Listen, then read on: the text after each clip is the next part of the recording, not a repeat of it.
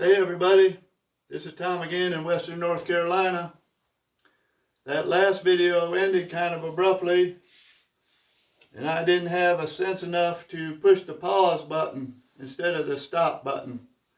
So I'm just going to leave that video stand the way it was. It had the right information on it. I watched it. And so I'm going to pick up right now on where that video left off. And I believe I was just telling you, after you got these pieces put together, screwed together, and then I was telling you about running the bottom on the joiner, and this piece here has already been done over at the joiner. And one of the reasons that I run mine on the joiner is because after I run it on the joiner, I run this piece through my planer. I've got a thickness planer, and I crank that thing up to, whatever height this is, and I run this zoom through a thickness planer. If you don't have a planer, a joiner, and all that stuff, don't worry about it. You're just going to end up wanting to make this flat as you can and smooth with your belt sander or any other means you have, a plane. It's not critical what this distance is here. The plan say 5.5, but it needs to be just near 5.5. And this end down here, this other end, I actually run it through the planer also. You're going to say, well, it won't go through the planer because it's going to bump into this, and that is correct. But what I do is I get it ready to go through the planer, and I put it through into that planer, and I have my hand on the crank, the up and down crank, and as soon as it runs up to here and won't go anymore, I crank that crank, like 2 cranks. And then I pull this back out of the planer. And if it hasn't done its job, I go back down 2 cranks and then like another half a crank and put it in again. Sometimes I have to do that like 3 times. And you can actually see the burn marks on here. That's where the rollers, those rollers in there that are spinning around, they make those marks there. But it makes this part up to here, right to there, really good and smooth and flat. And that's a big help when you go to sand this. If you don't have that particular tool, you need to just sand this whole area with your belt sander or however you're going about it. So anyways, this has been done like that. I've run it on the joiner, I've run this through the planer, and I've run this through the planer. And then the next step is to saw this to length.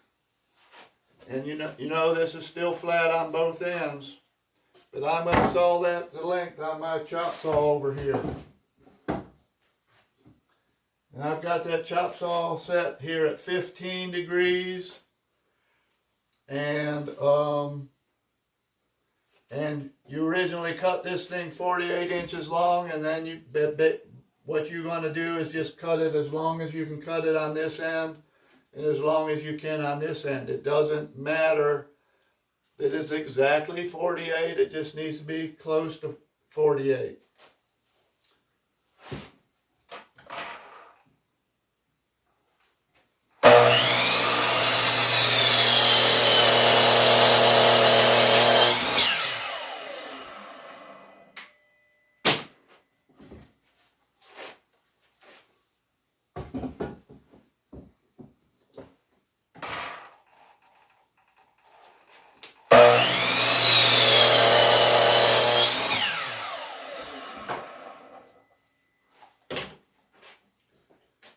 There I've got that cut.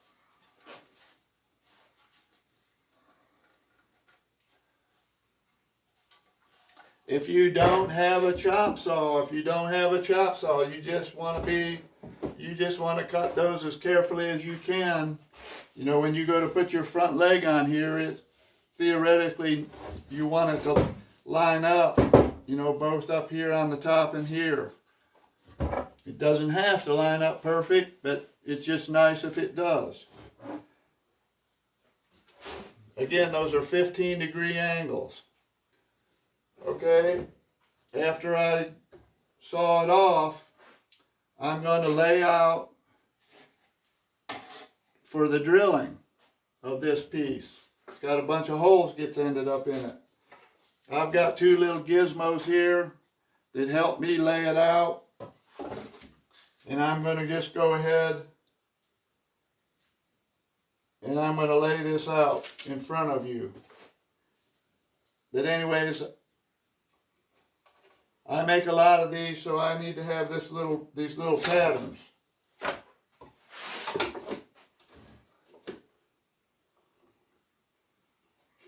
So now I've got that laid out.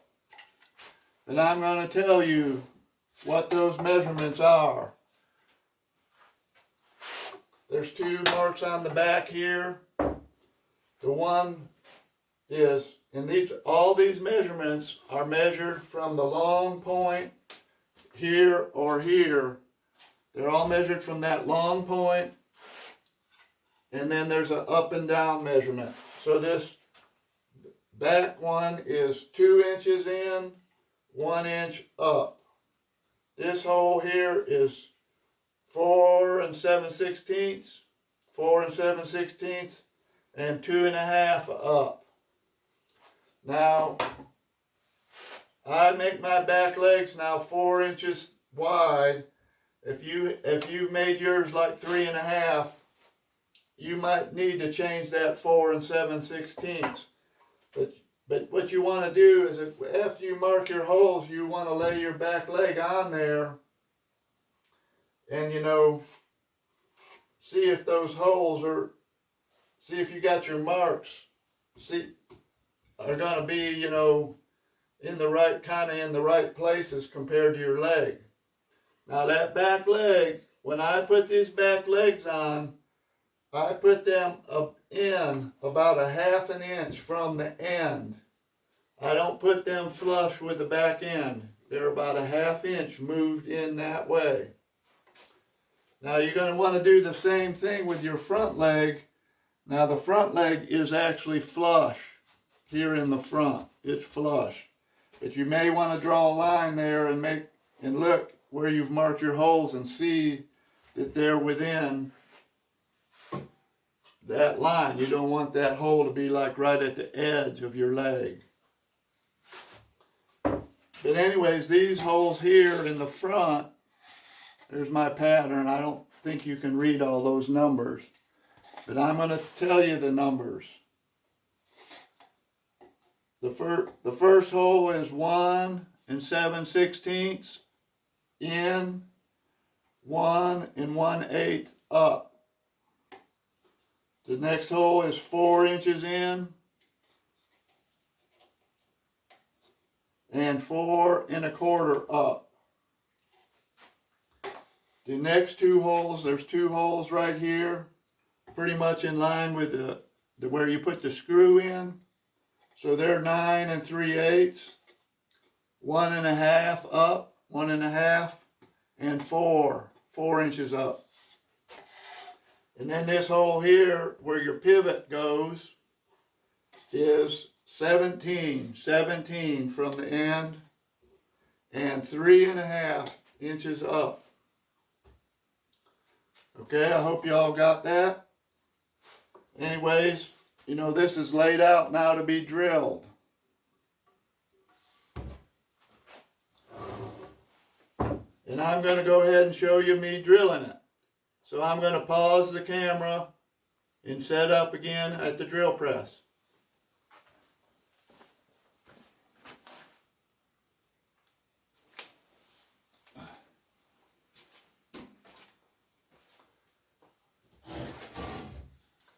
All right, I'm back again, and I'm set up here at the drill press. again, here's my drill bit. It's 33/64. It's 1/64 bigger than a half. This is my drill press.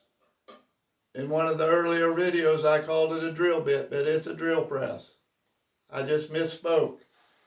And if I misspoke in speaking any of these things, just bear with me. I'm, got a little bit of that old timers, I think, maybe.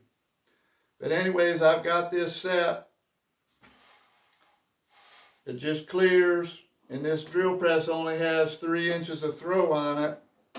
So I've got it set so it just barely gets through the wood, and I just barely have some room right here.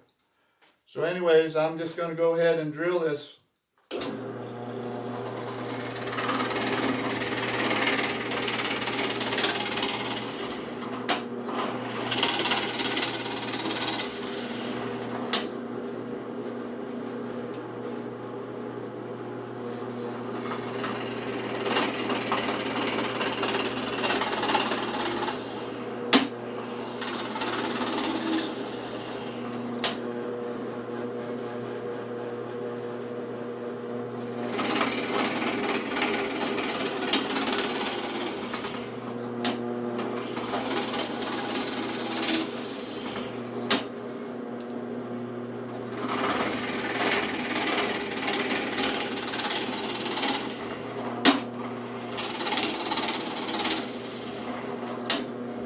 Pretty boring, I guess. If you do not have a drill press, you want to try to drill these holes. You want to try to drill these holes as straight through as you can, because these pieces are going to be separated and something's going to go in between them, and you want those holes to line up. If you don't drill the holes straight, when you separate them, if you try to put a bolt through or something, it's going to move them. It's going to be awkward. Now, one thing, you see all these shavings and stuff up here, and you notice I didn't brush them off with my hand. One of the ways you can get hurt on a drill press is try to rub your shavings off and get your fingers and hand right in between that piece of wood and the drill bit. And that's not good, So be aware. I'll spin this around and do this other end quick.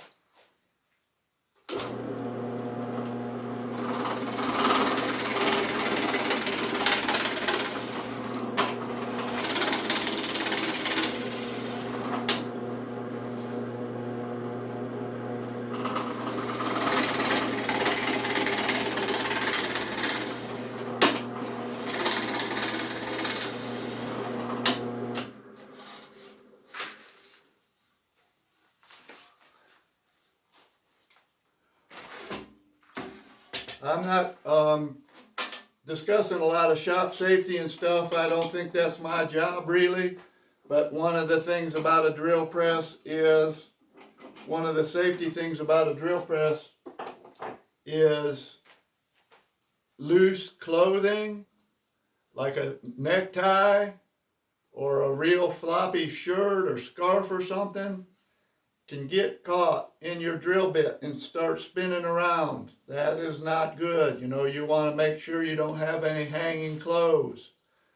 Long hair, long beard, it can also get caught in there. And I have talked to people that have had that problem happen, and it's not enjoyable. So be aware of those things. Okay, the next thing I'm going to do is on these 2 front holes on both sides, I am going to what they call counter bore, not countersink, counter bore these holes. And I'm going to use this drill bit, which I kind of made myself. It's one of these, whatever you call these bits, a paddle bit or something, I can't remember. But I had to buy a whole set to get this 1.25 inches, and this set had a hole in the bit. So I made me a 1/2-inch round piece of aluminum, drilled a hole through it, sawed and filed it out, and riveted it on there. And that 1/2-inch piece is a guide in the hole, and then this drill bit can counter bore this. And the reason that I counter bore these is so that I can use a shorter bolt. I used to, before I did this step, I had to use, on this front, I used to have to use a 5.5-inch bolt, and it kind of stuck out far on both sides and was kind of in the way. Where if I counter bore these, I can use a 5-inch bolt, and it's more recessed. It's not sticking out so far. It looks better. Bolts cheaper. It's easy. The bolts are easier to get. They don't have 5.5 at the big box store. And later on, I'm going to show you how I counter bore the back legs for the same reason. Instead of having to use an 8.5-inch bolt, I can use an 8-inch bolt, and the nut and the head of the bolt are not sticking out so far. The one downside of this is that I chose to use this 1.25-inch bit for this purpose. A regular washer that you get at the box store is too big, and so I have to go to the nut and bolt or bolt and screw store up in Asheville, and I buy what's called an SAE washer, and they're smaller and they fit in this 1.25-inch hole. And I'm going to basically counter bore this about the thickness of a washer, and I'm just guessing at it. I've done it hundreds of times, so I know how deep to go. If you are doing some similar thing and you don't have the exact same thickness of wood that I'm using, what you need to do is you need to determine by measuring all the pieces of wood that you're going to stack together here. Like right here, I'm going to have both these rails and the front leg, so that's 3 pieces. If you put all 3 of those pieces together and measure and determine how much room the nut and the washers take up, you can figure out how deep to counter bore this. Anyways, I'm going to counter bore these.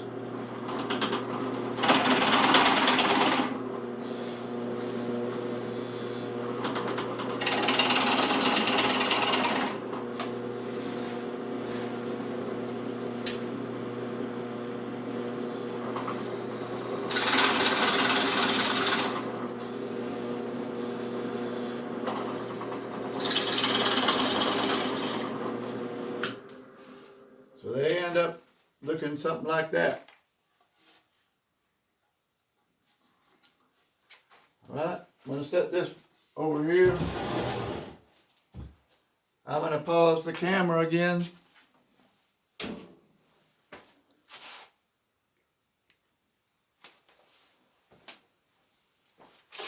Okay, I paused it, but I'm just back right now, and I see that this video is long enough. It's about 18 minutes and something. So I'm going to just make this a separate video, and I'm just going to start a new video for the next step. Anyways, I'm glad you watched.